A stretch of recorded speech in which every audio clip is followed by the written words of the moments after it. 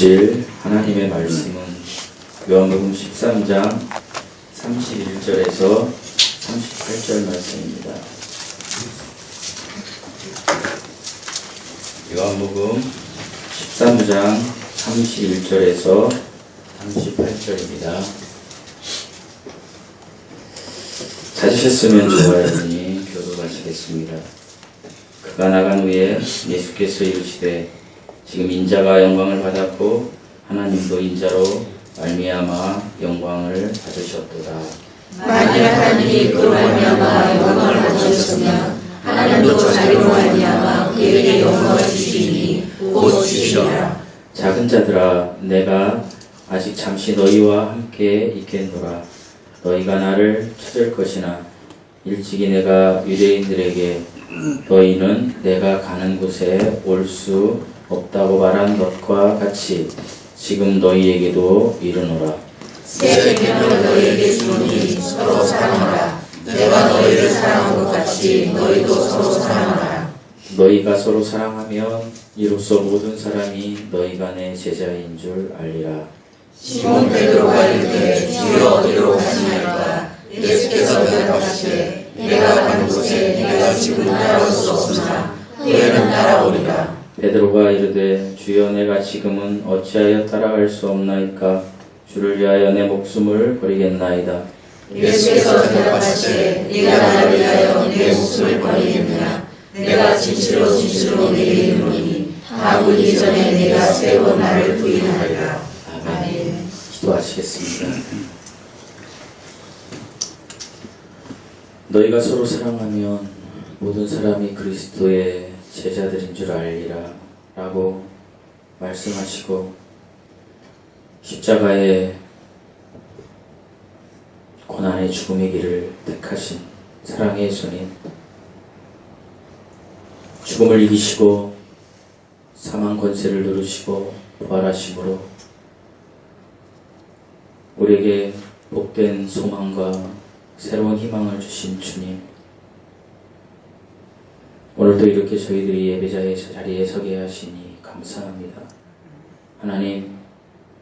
하나님께서 명령하신 제자의 삶, 서로 사랑하는 삶을 살아야 할지언데 저희들의 마음이 아직도 베드로의 마음과 같이 연약함이 있어서 하나님이 없는 것처럼 부인하며 세상 속에서 사랑보다는 미움을, 사랑보다 시기심을 가지고 살았던 시간들이 많았음을 이 시간 자백합니다.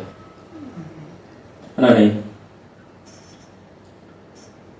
우리의 연약함을 돌보시고 온전히 예배를 통하여 하나님께서 명령하신 그 사랑을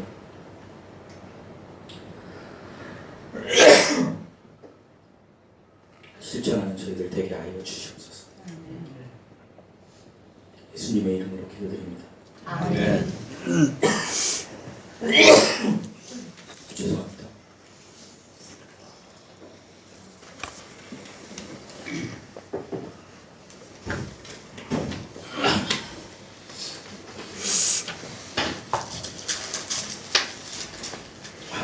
샬롬.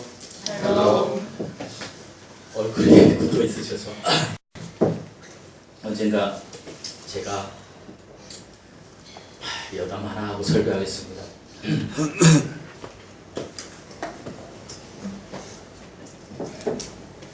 목회를 한다고 하니까 가장 많이 반대하신 분이 저희 어머님이셨고 저희 처남도 반대했습니다. 두 가지 이유였습니다. 저희 어머님은 아직 너희는 사랑이었다. 여기서 너희는 저와 제 사모가 들어갑니다. 설교 아닙니다. 처남은 저에게 매형이 천식이 있어서 기침을 하는데 설교를 어떻게 할 수 있을까요? 라는 것이었습니다. 하나님께서 은혜를 주셔서 설교할 때 기침이 안 나왔는데 기침이 사랑 얘기를 하니까 또 막팍 나오는 것이 제가 사랑이 많이 부족한 사람인 것 같습니다. 다시 한번 말씀드리겠습니다. 샬롬. 이재수 성도님 샬롬. 샬롬. 얼굴이 너무 굳어 계셔서 샬롬. 샬롬. 샬롬. 사랑하며 평안해집니다. 13장에 예수님은 제자들과 함께 성만찬 저녁 식사를 들고 계시던 중에 27절 말씀에 보면 가룟 유다에게 이렇게 말씀하셨죠. 내가 하는 일을 속히 하라.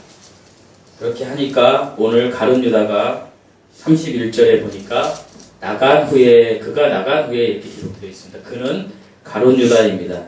즉 가룟 유다가 문을 열고 나갔습니다.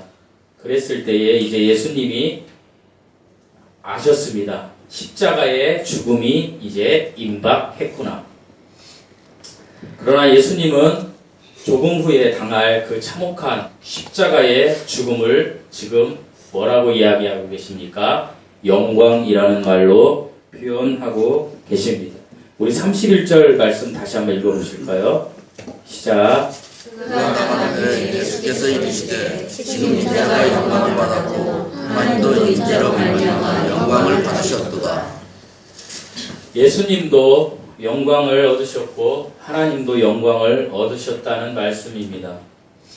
왜 예수님은 십자가의 죽음을 앞에 놓고 영광을 얻으셨다라고 말씀하셨을까요? 그거의 솔루션은 요한복음 17장 4절에 보면 알 수 있습니다. 아버지께서 내게 하라고 주신 일을 내가 이루어 아버지를 이 세상에서 영화롭게 하였사오니. 예수님이 십자가의 죽음은 아버지 하나님께서 행하라고 하신 일이라는 것입니다.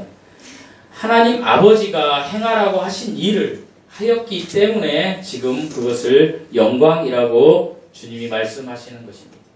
성자 하나님이신 예수님은 이 세상에 오셔서 하나님의 뜻을 이루시기를 원하셨습니다. 그것이 십자가입니다. 십자가의 죽음입니다. 세상을 죄와 죽음의 속박에서 구원하여 영생을 주는 것, 이것이었습니다. 영원히 사는 생명, 영생, 이것은 제가 누차 말씀드리지만 헬라어 조회입니다. 그러니까 예수님은 조회를 주시기 위해서 우리에게 오신 것입니다. 그것이 성부 하나님께는 영광을 돌리는 일이었습니다. 우리의 몸은 늙고 병이 들어서 아니면 다른 사고 어떤 이유에서든지 반드시 죽음이라는 것을 맞이하게 될 것이고 무덤에 갈 수밖에 없는 존재들입니다. 하지만 우리 속에 있는 진정한 나는 하나님과 영원히 살 수 있도록 축복을 안겨주시겠다라는 것이 하나님의 뜻이라는 것입니다. 그러니까 성부 하나님, 근원이신 성부 하나님이 실행하시는 성자 하나님께 요구하신 것은 무엇이냐? 십자가의 죽음을 통해서 나의 죄된 백성들을 구속하라는 것이었습니다. 이것을 이루었기 때문에 영광이라고 주님이 말씀하시는 것입니다. 계속해서 그리고 예수님은 이제 사랑하는 제자들에게 마지막으로 당부의 말씀이라고 하면 조금은 약해 보이는데 좀 더 정확히 말씀드리면 새 계명, 여기서 새 계명은 좀 더 다른 의미로 보면 새로운 명령입니다. 새 명령을 지금 주고 계십니다. 그것은 무엇입니까? 서로 사랑하라는 것입니다. 주님이 이제는 사랑을 서로 사랑하라는 것입니다. 구약에도 사랑이 있었습니다. 레위기에도 마음과 뜻과 정성을 다하여 주 너의 하나님을 사랑해라. 너희들은 서로 사랑해라. 너희들은 사랑해라. 이런 말들이 구약에도 이미 있었습니다. 그런데 왜 새 계명일까요? 이 새 계명은 서로 사랑해야 되기 때문입니다. 이제 새로운 명령은 서로 사랑하라는 것입니다. 사랑하는 성도 여러분, 지금 여러분 좌우 옆 앞뒤에 계시는 분들이 사랑하는 사람입니까? 네. 사랑하는 사람입니까? 네. 그러면 서로 사랑하라고 하시는 것이 주님의 명령이라는 것입니다. 저는 이 시간에 주님께서 주신 이 새 명령, 서로 사랑하라는 것은 대체 어떤 사랑인지, 본문을 중심으로 살펴보면서 여러분과 은혜를 나누고자 합니다. 첫째로 예수님이 말씀하신 서로 사랑은 대상을 구분하지 않는 은혜의 사랑입니다. 대상을 구분하지 않는 은혜의 사랑이 예수님이 서로 사랑하라는 말씀이라는 것입니다. 우리 34절에서 35절 말씀을 다 함께 읽어보시겠습니다. 시작. 새 계명을 너희에게 주노니 서로 사랑하라. 내가 너희를 사랑한 것 같이 너희도 서로 사랑하라. 너희가 서로 사랑하면 이로써 모든 사람이 너희가 내 제자이라 하리라. 서로라는 말은 어떤 무리들이 있을 때에 나 중심이 아니고 상대방 중심입니다. 우리가 여기 지금 모여서 예배를 드리는데 내 앞뒤 옆 좌우에 있는 사람을 사랑할 때 우리는 서로 사랑한다라고 이야기할 수 있습니다. 그러니까 주님이 주신 새 계명은 대상을 구분하지 않는 사랑이라는 것입니다. 모든 민족과 열방을 포함해서 유대인이나 이방인이나 지혜 있는 자나 어리석은 자나 흑인이든 백인이든 황인종이든 젊은이든 늙은이든 남종이든 여종이든 모두가 성별이 어떻든지 간에 내 위치가 어떻든지 간에 모든 사람이 사랑하라는 것이라는 것입니다. 이 사랑의 원천은 아가페 사랑입니다. 사랑의 영어에서 사랑은 두 종류가 있습니다. 첫 번째 종류는 러브입니다. 그리고 두 번째 종류는 체리티입니다. 러브의 사랑에는 육적인 사랑과 마음으로 나누는 사랑이 있습니다. 인간관계에 있을 때 이 러브는 아름다운 사랑이 될 수도 있고 아주 저질적인 퇴폐적인 사랑이 될 수도 있습니다. 요즘 한간에 가장 톱 뉴스로 나오는 것이 가장 퇴폐적인 사랑으로 흘러버렸기 때문입니다. 그런데 주님이 말씀하신 이 사랑, 아가페의 사랑의 원천은 체리티입니다. 체리티는 긍휼이 풍성한 사랑입니다. 사랑이라고 모두 똑같은 사랑이 아니라는 것입니다. 주님이 우리에게 주시는 사랑은 체리티. 너무나 주님이 우리를 긍휼히 생각하셔서 우리에게 풍성함을 주고자 주는 사랑이라는 것입니다. 예수님의 사랑은 예수님의 아가페 사랑, 이 체리티 사랑은 잠언 17장 9절에 이렇게 기록되어 있습니다. 이 사랑은 따라서 해보시겠습니다. 허물을 덮어주는 사랑.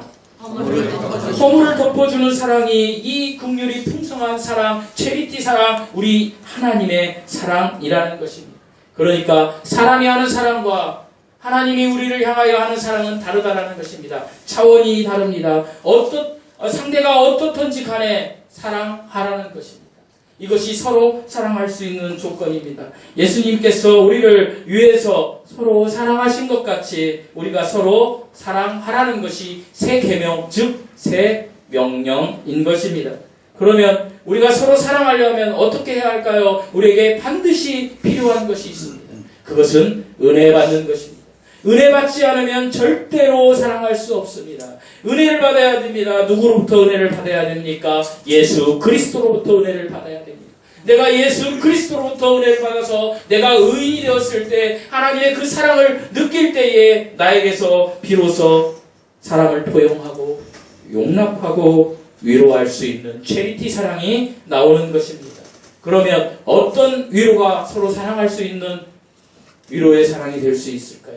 그것은 간단합니다. 따라서 해보시겠습니다. 격려의 말, 칭찬의 말, 두 가지입니다. 사랑하는 성도 여러분, 여러분 주위에 있는 사람들과 여러분이 사랑하려고 한다면 절대적으로 부정적인 말을 사용하지 마십시오. 격려의 말, 칭찬의 말을 사용해야 합니다.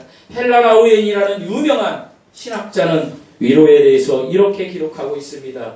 위로는 외로운 사람과 함께함을 의미합니다. 아프리카에 선교사가 들어가서 어느 마을에서 이제 운동회를 하였다라고 합니다. 아프리카에는 과일이 많이 있습니다. 그런데 아프리카에 없는 과일이 하나 있다라고 합니다. 그것은 딸기입니다. 딸기 좋아하십니까?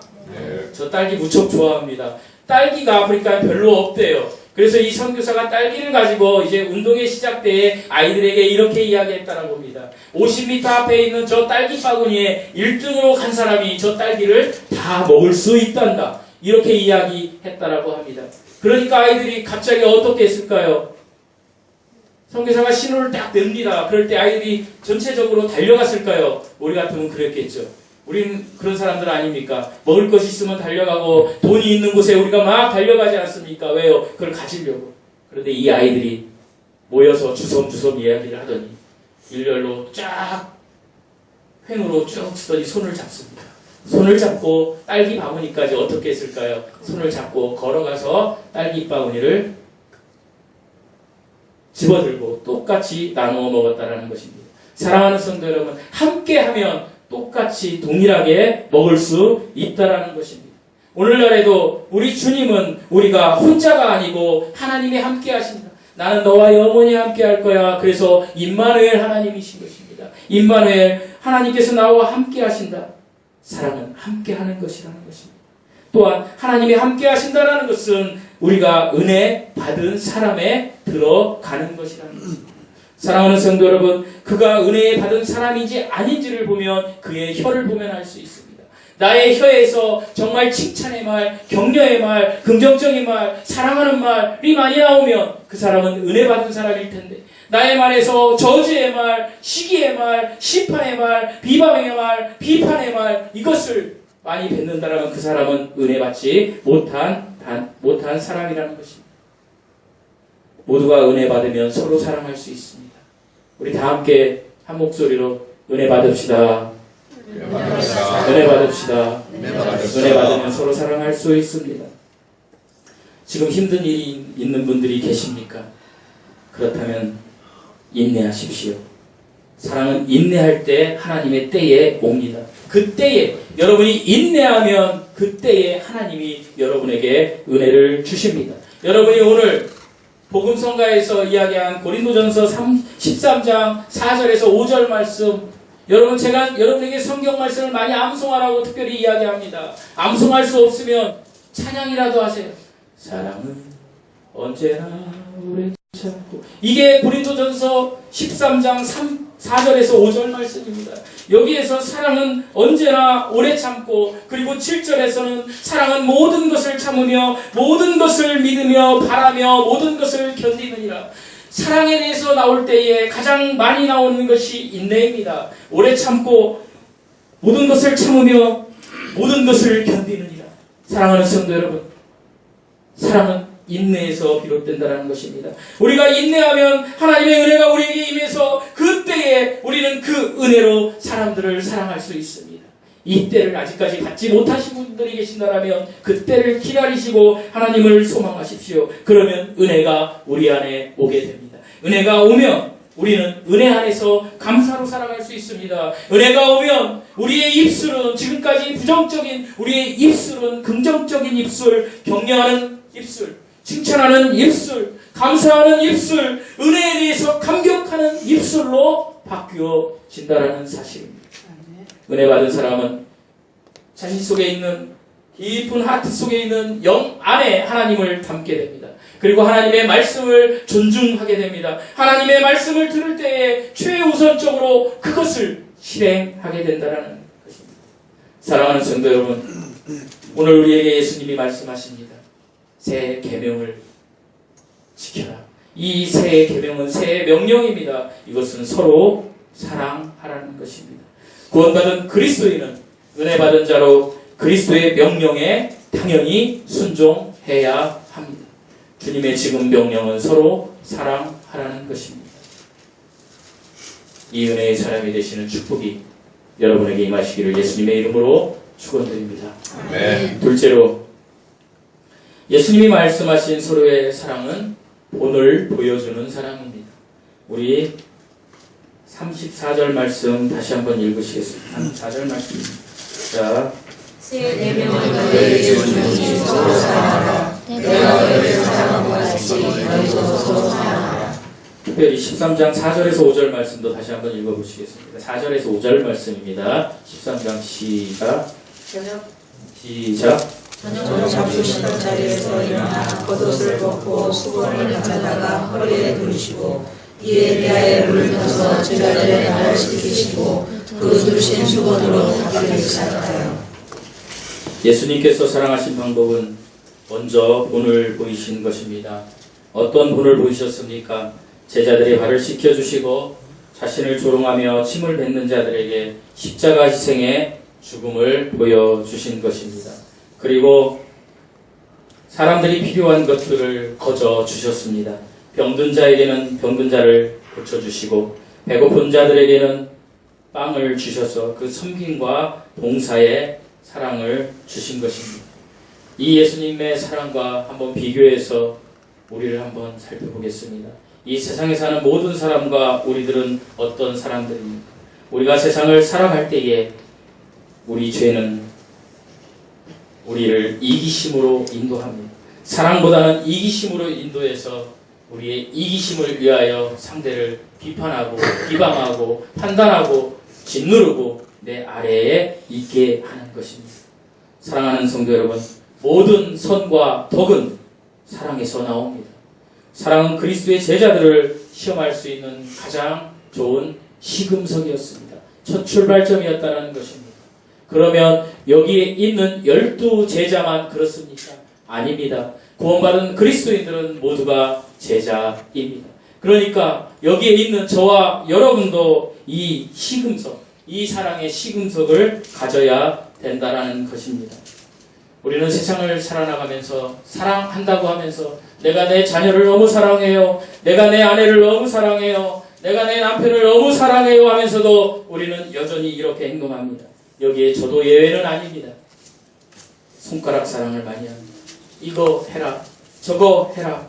손가락으로 지시하는 사랑을 하는 것입니다. 그리고 입술로만 사랑을 합니다. 어떤 사람은 그 입술이 도가 지나쳐서 자기도 모른 채 자기가 기도하면서 그 기도 속에서마저도 속아서 자기가 사랑하는 것처럼 그렇게 느껴서 화려하게 기도합니다. 그리고 기도하고 자기 스스로 위안을 줍니다. 하나님, 내가 이렇게 기도를 했으니까 저는 선한 사람이죠. 저는 더 이상 이제 악한 사람이 아니죠. 저는 사랑을 실천하는 사람이죠. 그리고 그런 속에서 착각하며 사랑합니다. 하지만 예수님이 이야기하신 사랑은 이런 사랑이 아닙니다. 예수님이 이야기하신 사랑은 이런 사랑이 아니고 예수님이 사랑하신 사랑은 필요를 채워주고 행동으로 보여주는 사랑이었습니다. 사랑하는 성도 여러분, 예수님의 사랑은 헐벗고 아프고 힘들고 어려운 사람들을 사랑하시는 사랑이었습니다. 자녀 셋을 훌륭하게 키운 한 어머니가 계셨다라고 합니다. 이 어머니가 자녀 셋을 너무나 훌륭하게 키우셔서 그 교회에서는 본이 되는 그런 집사님이셨습니다. 목사님께서 이 집사님, 어머님 되시는 집사님 집에 방문하셔서 이렇게 이야기했다라고 합니다. 어쩌면 저렇게 자녀 셋을 훌륭하게 그리스도 안에서 키울 수 있었나요? 집사님은 자녀 셋 중에 누구를 가장 사랑하셨나요? 키우시면서 이렇게 물어봤다고 합니다. 그러자 그 집사님이신 어머니가 이렇게 이야기했다라고 합니다. 목사님, 저는 막내가 병들었을 때 막내를 가장 사랑했습니다. 둘째가 집을 나가서 가출하고 방황하고 나에게 너무 어려움을 줄 때 저는 둘째를 가장 사랑했습니다. 큰아이가 학교 성적과 이성 문제로 너무나 힘들어하고 자살을 시도할 정도로 우울증에 걸렸을 때에 그리고 괴로워할 때에 저는 그 큰애를 가장 사랑했습니다. 사랑하는 성도 여러분, 이것이 예수님의 사랑입니다. 하나님의 사랑은 이 어머니의 사랑보다도 그런데 한 차원이 높으신 사랑입니다. 인간이 죄악의 올무에 빠져서 고통당할 때에 성자 하나님을 보내셨습니다. 그리고 우리를 구원해 주시기 위해서 그 성자 하나님을 통하여 십자가의 죽음으로 우리의 죄의 대가를 다 사셨습니다. 이것을 대속이라고 하는 것입니다. 그러니까 우리가 수많은 죄, 그리고 우리가 하나님을 몰랐던 그 죄 때문에 지옥에 갈 수밖에 없었는데 우리의 죄, 저와 여러분의 죄를 예수 그리스도께 전가시키신 것입니다. 다 줘버린 것입니다. 그 사랑을 우리 주님이 보여주셨습니다. 그리고 하나님은 병든 자와 낙심한 자, 고통당하는 자 그리고 방황하는 자를 불러 희생의 그 사랑으로 치유해 주시고 계십니다. 그리고 그 하나님은 지금 저와 여러분에게 내 품으로 돌아와라. 내 품으로 돌아오면 진정으로 네가 나의 희생의 사랑을 느낄 수 있단다 라고 설교를 통해서 성경을 통해서 그리고 수많은 매체를 통해서 지금 저와 여러분에게 이야기하고 계신다는 것입니다. 사랑하는 성도 여러분, 예수님의 사랑의 방법은 구약의 율법적인 사랑과 전혀 차원이 다른 것입니다. 로마서 5장 8절에서 예수님은 우리가 아직 죄인 되었을 때에 그리스도께서 우리를 위하여 죽으심으로 하나님께서 우리에게 대한 자신의 사랑을 확증시켰느니라. 하나님의 사랑을 확증시키신 사건이 예수 그리스도의 십자가의 죽음의 사건이다. 예수님의 사랑은 십자가입니다. 십자가의 사랑은 조건 없이 희생하는 무한하고 영원한 것입니다. 우리가 경험해 본 적도 없고 가져본 적도 없는 그 사랑을 예수님께서 십자가에서 보여주셨습니다. 이런 예수님의 사랑에 대해 그 중심 심장부는 그만두더라도 그 사랑의 이름만 불러도 겉모양만 만져도 그 사랑의 냄새만 조금 맡아도 우리는 반드시 충격을 받을 것입니다. 수없이 하나님의 말씀을 들으면서도 여전히 아직도 하나님께서 우리에게 주신 그 사랑을 느끼지 못한다면 하나님이 얼마나 통탄해 하시겠습니까? 사랑하는 성도 여러분, 우리가 아는 사랑이 촛불이라면 예수님께서 하신 사랑은 태양과도 비교할 수 없듯이 큰 것입니다. 이 태양과도 비교할 수 없이 그 크신 사랑을 받은 분들이 여러분들입니다. 여러분들에게 주님은 이 시간 명령하십니다. 새로운 명령을 내가 너희에게 주겠다. 그것은 서로 사랑하라 이것입니다. 그런데 저와 여러분이 어떻습니까?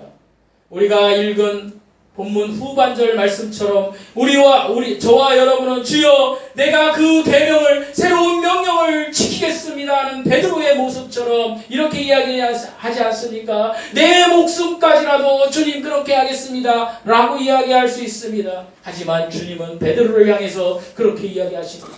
새벽닭이 울기 전에 네가 반드시 나를 3번 부인하리라. 우리가 베드로 같지 않느냐는 말입니다. 우리가 예배 드릴 때, 은혜 받을 때에는 하나님 그래요. 하나님 그 사랑을 받아들일게요. 하면서도 우리가 정작 예배 끝나고 나가서는 어떻습니까? 예수님을 부인하고 예수님이 없는 것처럼 막 살아갑니다. 내 맘대로 살아갑니다. 사랑은 저 사람이 나에게 잘해야 내가 할 수 있는 것이 사랑이야. 이러지 않습니까? 집으로 돌아갑니다. 집으로 돌아가서 아내가, 남편이, 자녀가 이것 좀 해 하는데 조금 듣기 싫은 소리를 하면 어떻습니까? 바로 그냥 핍박이 들어가는 게 우리의 사랑 아니냐는 것입니다. 주님은 더 이상 그런 사랑을 하지 말라는 것입니다. 너는 희생의 사랑, 위로의 사랑을 하라는 것입니다. 왜 그렇습니까? 주님이 그렇게 하셨기 때문에 내가 너에게 은혜를 준 만큼 네가 희생하라는 것입니다. 사랑하는 성도 여러분, 우리가 서로 희생하면 서로 사랑할 수 있습니다. 그런데 그럼에도 불구하고 우리가 그 사랑을 지킬 수 없는 나약한 존재임을 부정할 수 없습니다. 그래서 주님께서 우리에게 이 세 명령을 지키는 방법 2가지를 주셨습니다. 중요한 이야기입니다. 첫째는 이 3명령을 지킬 수 있는 방법 첫째는 우리가 삶에서 간절히 예수 그리스도만 바라보는 것입니다. 어떠한 상황과 어떠한 환경이 처한다면 십자가의 그 고통 중에 죽으신 예수 그리스도를 우리가 바라보는 것입니다. 주님이 내 죄 때문에 그렇게 죽으셨는데 내가 잊지 못 참는단 말이야 하고 참으라는 것입니다. 사랑은 인내하면 열매를 맺을 수 있습니다.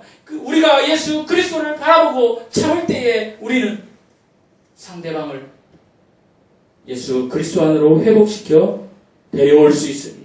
내가 하고 싶은 말, 나에게 있는 모든 내 내성을 다 전달한다고 해서 상대방이 절대로 변화되지 않습니다.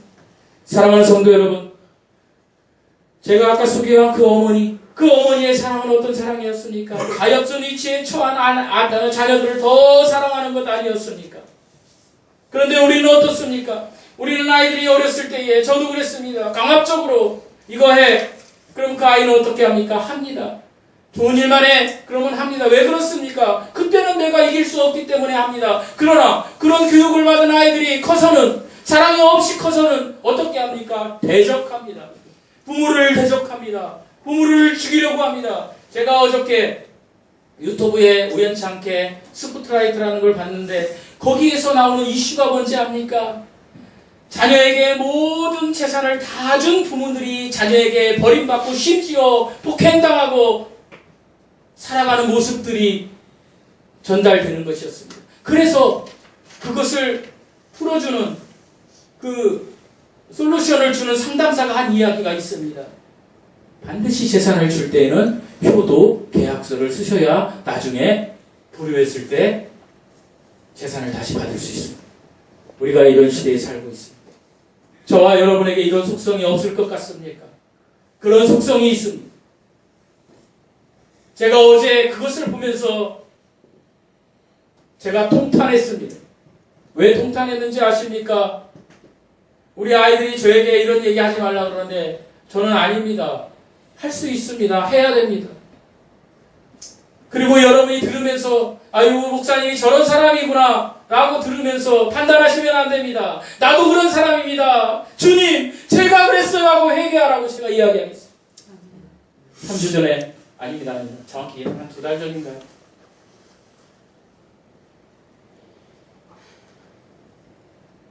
저는 회사에서 저보고 효자라고 합니다. 어머니 모시고 살아요.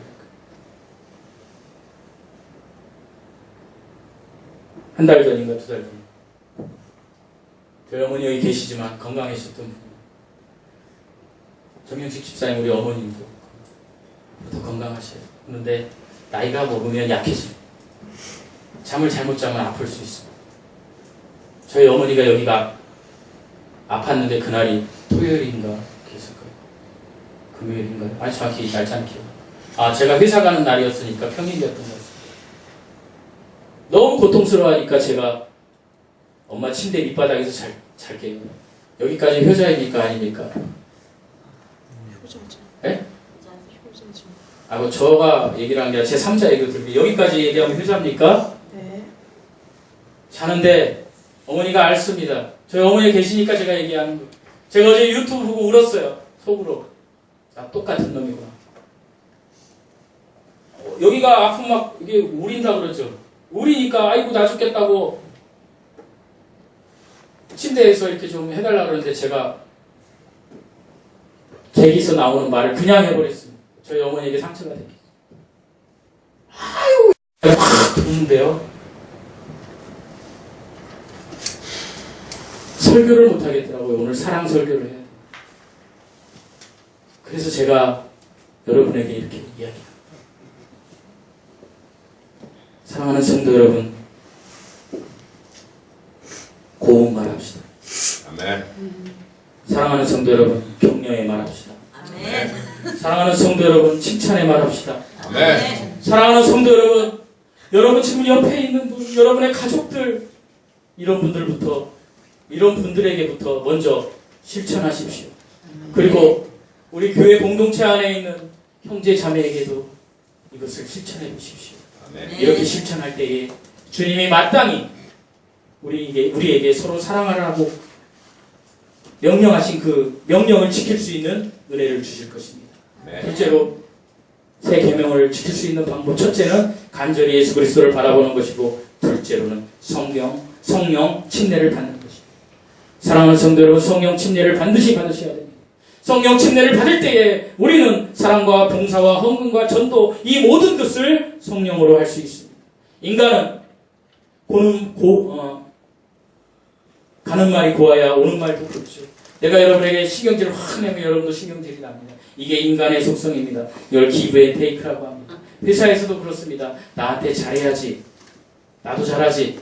그런데 회사에서만 그렇습니까? 가정에서도 그렇습니다. 나한테 잘해줘야 너한테도 잘하지. 부모와 자식 간에도 그렇습니다. 가는 말이 고와야 고운 말이 고운 것입니다. 이렇게 인간의 사랑은 서로의 탐욕, 서로의 이익, 서로의 이기심을 추구합니다. 인간의 사랑에는 조건이 있다는 것입니다. 그러나 하나님의 사랑에는 조건이 없으십니다.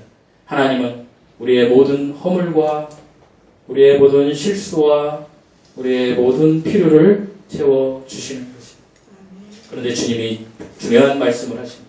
너희가 내 제자가 되려면 어떻게 해라? 서로 사랑해라.